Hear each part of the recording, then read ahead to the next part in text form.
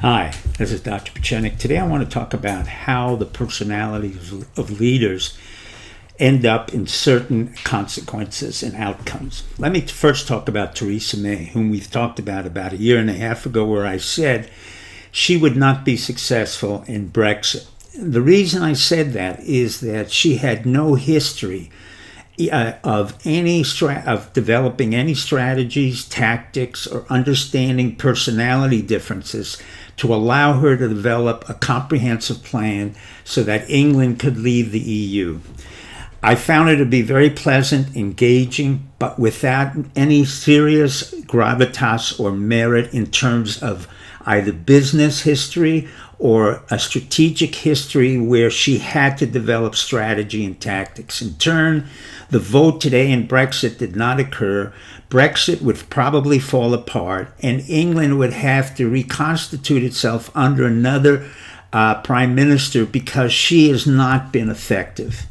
Then we go to another personality by the name of Emmanuel Macron, who I've said from the very beginning was effete, incompetent, and was a man who was very arrogant.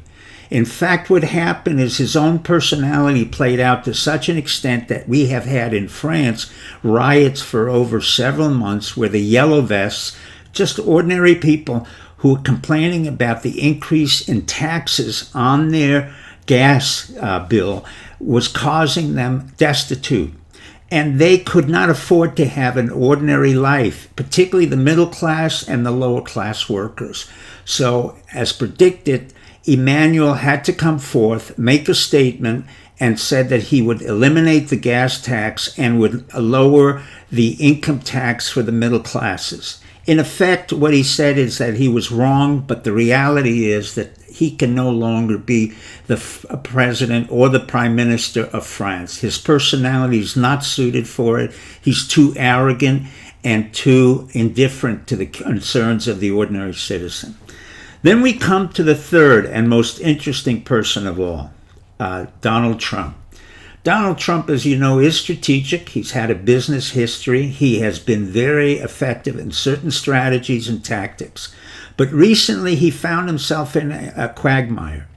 He wanted to get a new White House chief of staff, and he said that John Kelly would be leaving. It was John Kelly, or General Kelly, who wanted to announce his own departure in his own way, but Trump preempted him and then made some side comments about General Kelly, which I do not think were appropriate.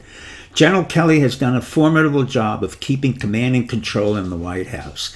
Unfortunately, the two personalities that are a real problem in the White House is, again, Jared Kushner and Ivanka Trump, who have created a lot of problems for the United States. I don't know whether they're loyal to their father or their family, but to the United States, they really have no place in the White House. So what happened? Donald Trump decided he was going to appoint Nick Ayers, whom I said in the beginning was not appropriate for that position.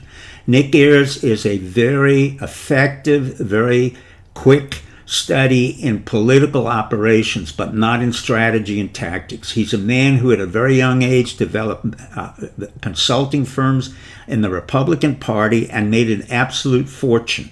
And I wish him the best. But quite frankly, I was impressed that he did not want to have that position in the White House. And the reason is he knew very well that he would have to come under scrutiny from the American public with regards to the $20 to $30 million he owned as a political consultant. Nevertheless, that was his decision. It was a smart decision. Now, Trump has to look around. He's been co-opted by his own grandiosity and his own mercurial temperament, and he has to find somebody who can suit his temperament. Let me say the following.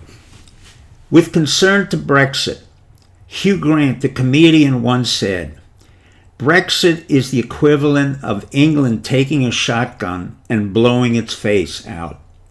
With those words, I wish you good luck and good night.